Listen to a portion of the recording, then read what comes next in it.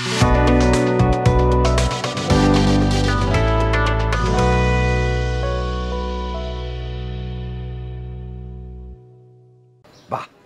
খুব সুন্দর নাম, কাশেম মালা। অনেক আগে একটা সিনেমা দেখছিলাম, কাশেম মালার প্রেম।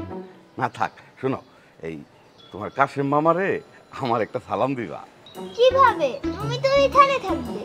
না মানে গিয়া বলবা, কাশেম মামা আমাগো বাড়িতে একটা দাদু আসছে, সে তোমারে সালাম দিছে, এই বলে সালাম দিবা।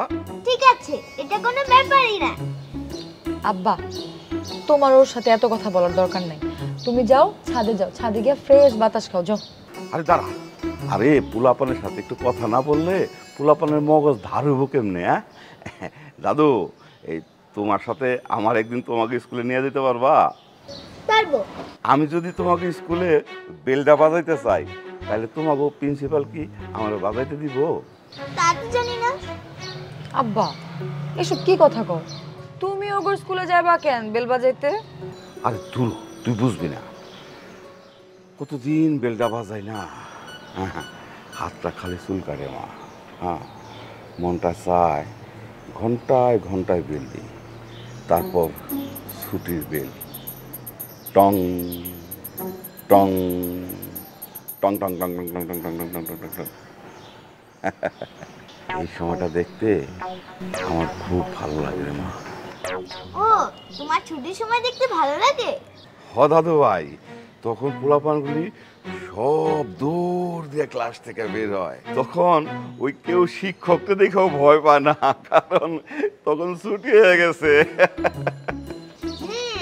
বিষয়টা বেশ গভীর দাদু ভাই। ওরে বাবা, হ্যাঁ তুমি দেখি দাদু ওই বুদ্ধিজীবীর মতো কথা কও। হ্যাঁ, বড় হ দাদু, অনেক বড় হ, দোয়া করি। তাড়াতাড়ি শেষ করো, ওই যে আরেকটা খাইতে হবে।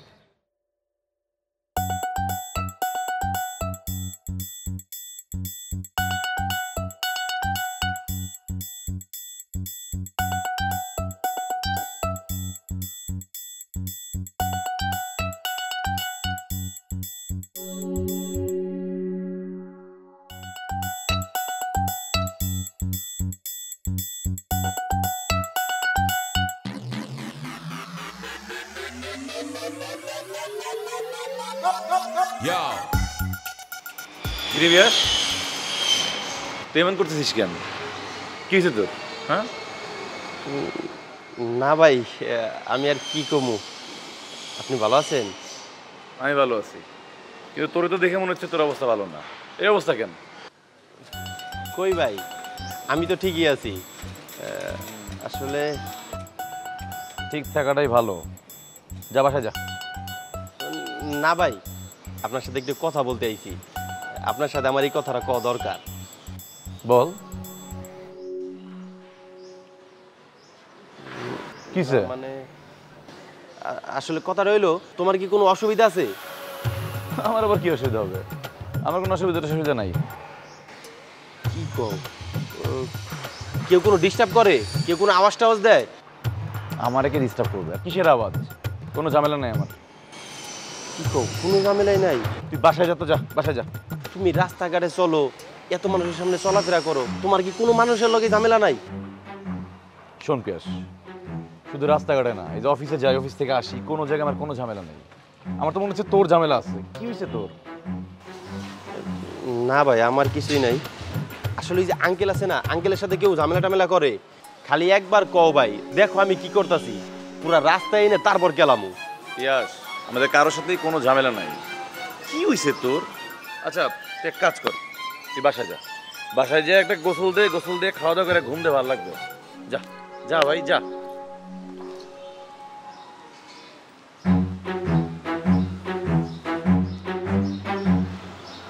এই শহরে এমন কোনো মানুষ আছে নাকি যার কোনো সমস্যা নাই?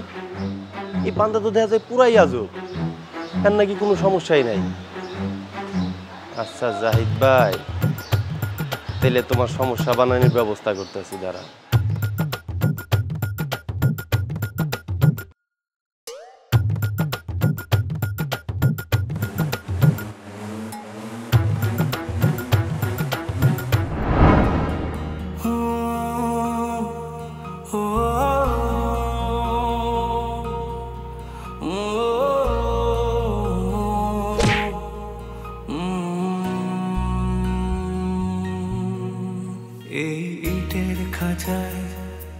কংক্রিটে ডানা ঝাপটায় ইচ্ছের পাখি, শহর জীবন বোঝে না তো সবটুকু মনে হয় ফাঁকি। এখানে স্বপ্ন ভাঙার কান্না কেউ শুনেও যেন শোনে না, তাই বুকে ব্যথা কালশিটে চোখে শুধু জল ছবি আঁকি। সবটুকু মনে হয় ফাঁকি। বন্ধ মনের অন্ধকারে মোছে না তো কালো, সব কিছু মনে হয় জোনাকির আলো। বন্ধ মনের অন্ধকারে মোছে না তো কালো, সব কিছু মনে হয় জোনাকির আলো, জোনাকির আলো।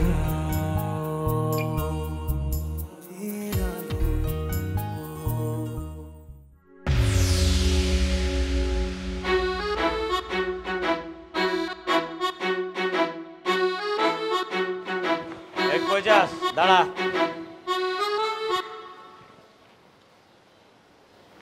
আসসালামু আলাইকুম ভাই, একটু শাহেদ ভাইয়ের বাসায় যেতেছি বিল তুলতে। শাহেদের বিল তুলতে?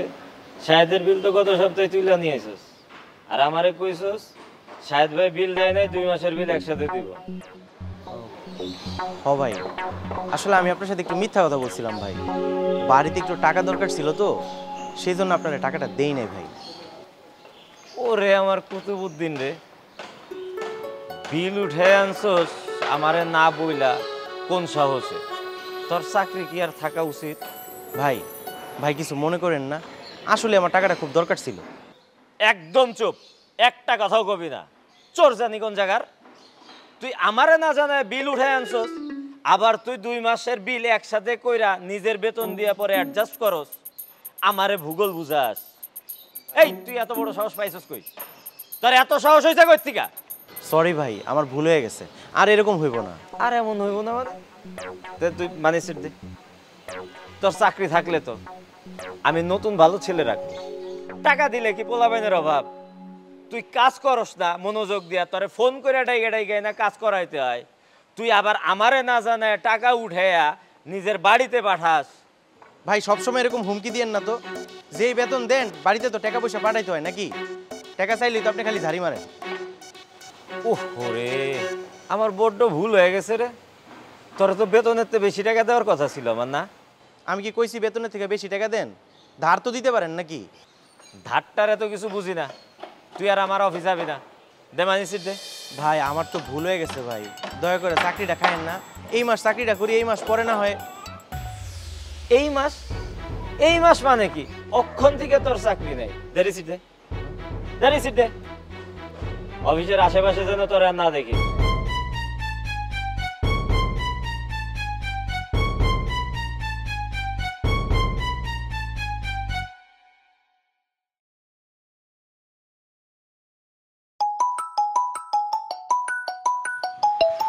রিন্টু ফোন দিল। হ্যালো হ্যালো ভাই, কই তুমি? আরে আমার চাকরি তো নোট করে দিল। মানে আবার কি হলো? আরে কি হয়েছে মানে? আমি 500 টাকা বাকি ফেলাইছিলাম, কইছিলাম সামনের মাসের বেতন পাবো, 2 মাসের বেতন আমি এক লগে দিয়ে দিব। এই তো। আরে তুই চিন্তা করিস না, আমি আইতেছি, তোর চাকরি আবার ফিরে আনো। এই এবার রাখ, আমি একটু বিজি আছি। ঠিক আছে, আমি ওই শাকিল ভাইয়ের বাসার আশেপাশে আছি, একটু তাড়াতাড়ি আও। ঠিক আছে ঠিক আছে, তুই কোনো চিন্তা করিস না। ওকে।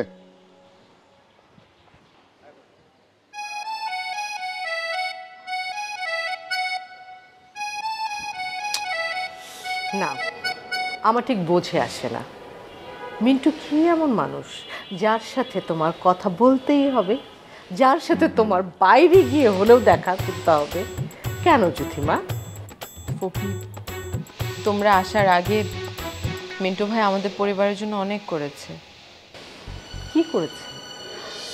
টাকা পয়সা দিয়েছে? মানে ও টাকা দিয়ে তোমাদেরকে চালিয়েছে? যদি তাই করে থাকে কত টাকা দিয়েছে মা আমাকে বলো, আমি 100 গুণ ওকে ফেরত দিয়ে দিব।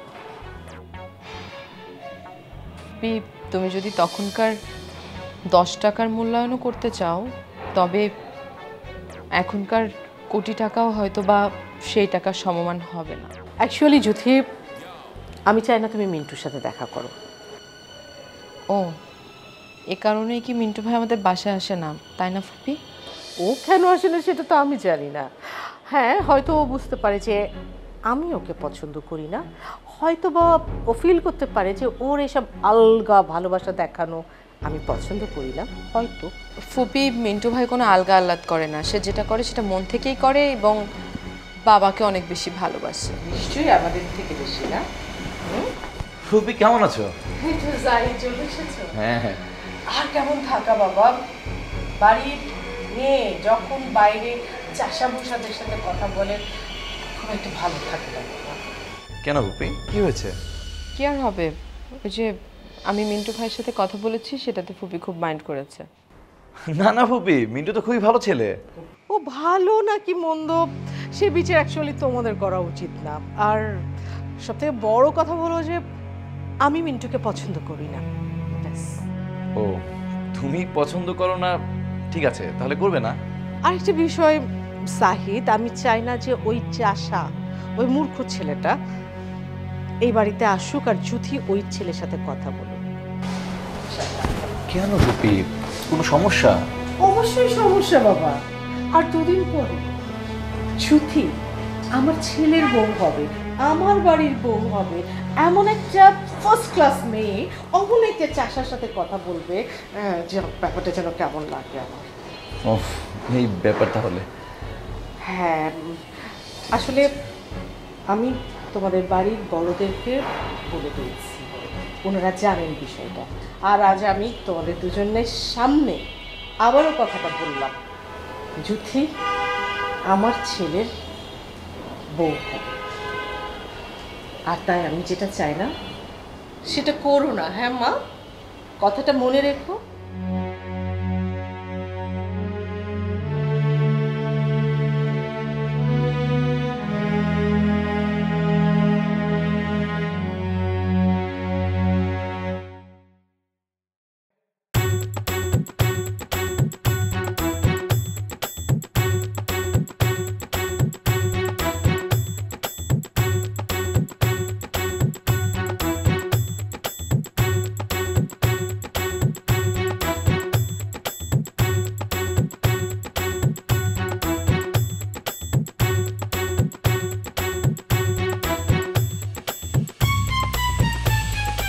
কই তোর হাইছে নাকি?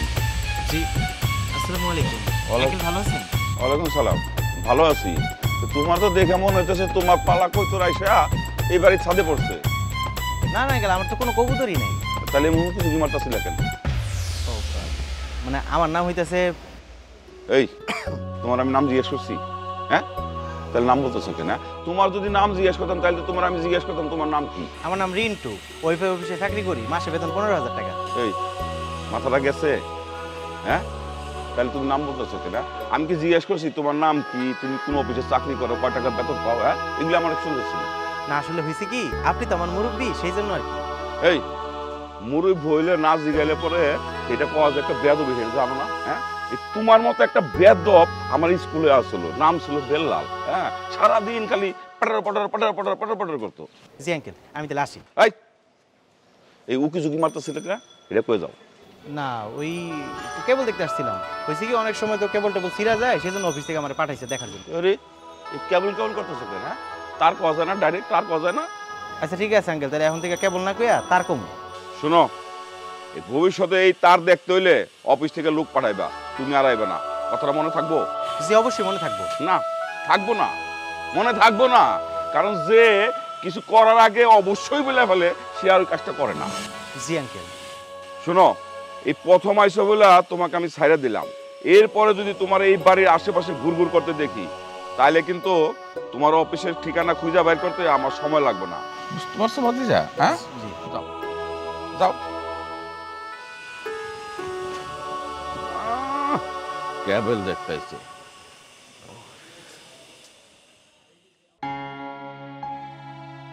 আচ্ছা, তোমার যদি আমার বাবার সামনে দাঁড়ানোর সাহসই না থাকে তাহলে তুমি আমার সাথে আর কখনো দেখা করতে পারবে না।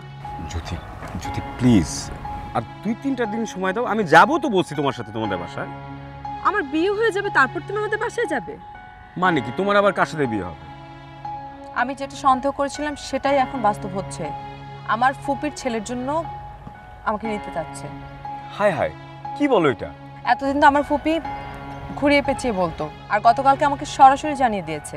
তার উপরে আবার মিন্টু ভাইকে অপমান করে দিয়েছে। আহা বেচারা মিন্টু ভাই, শুধু শুধু অপমান হলো না? আমি ফুপিকে কি করে বলবো? সে তো মিন্টু ভাইকে নিয়ে সন্দেহ করে।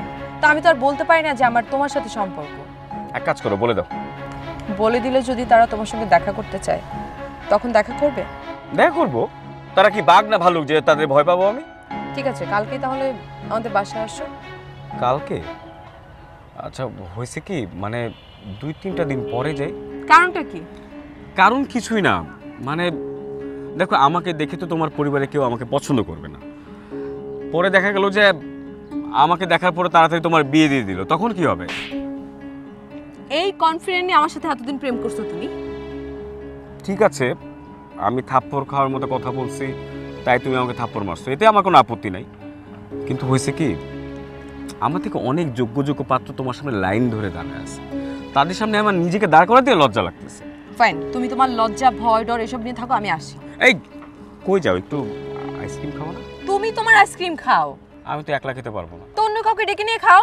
আমার তো কেউ নাইও তুমি ছাড়া, কাকে নিয়ে খাবো? আমাকে ছাড়া জীবন চলতে শেখো। আমি আমার ফুপির ছেলেকে বিয়ে করে নিব। আরে না না, কি কি রাগের মাথায় এত বড় সিদ্ধান্ত নিও না। কি বলো এগুলা? তুমি যদি কালকেই না আসো তাহলে আমি এই সিদ্ধান্ত নিতেই বাধ্য হব। শোনো না, আমি তো বলছি, মানে আমি তো বলছি আমাকে 2-3টা দিন সময় দাও, আমি যাবো বলছি তো। শোনো না, আইসক্রিম খেয়ে যাও।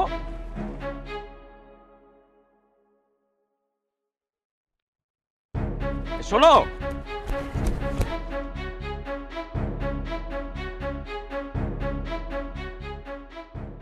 কি ব্যাপার মুগ্ধ, তোমার মন খারাপ কেন? মন খারাপের একটা কারণ আছে। কারণ? কি কারণ? এই যে বাসায় কত লোক, বাসাটা কত জমজমাট, কিন্তু যখন তারা চলে যাবে তখন বাসাটা কত মন খারাপ হয়ে যাবে। ও এই কথা। শোনো মুগ্ধ, পৃথিবীতে আমরা সবাই গেস্ট, কোনো কিছুই ফিক্সড না। এই যে তুমি আজকে এই স্কুলটাতে পড়ছো, 5 বছর পরে কি তুমি এই স্কুলে পড়বে? তাহলে আজ যে তারা এই বাসায় আছে, কিছুদিন পর তারা তাদের নিজেদের বাসায় চলে যাবে। এতে মন খারাপ করো না বাবা। ও বুঝতে পেরেছি, কিন্তু ওনাদের কথা শুনে আমার কি মনে হয় জানেন? আমাদের বাসা শহরে না। তাহলে কোথায়? আলাদিনের দৈত্য এসে গ্রামে আমাদের বাড়িটা রেখে গিয়েছে। চলো, পাক না একটা।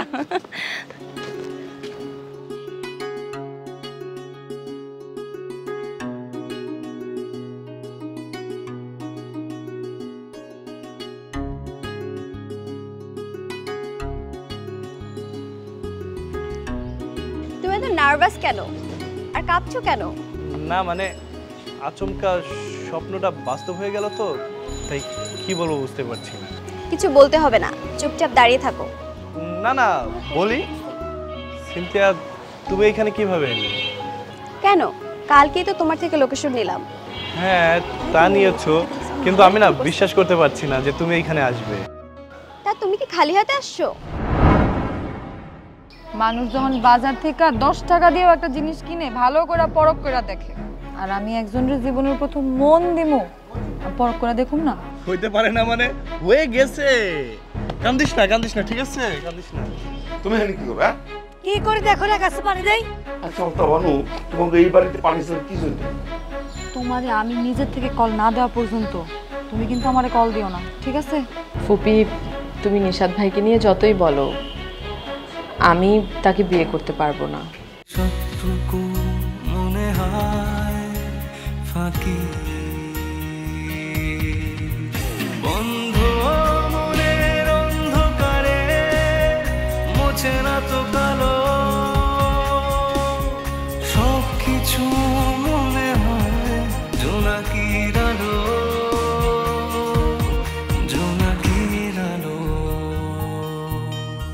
জোনাকির আলো।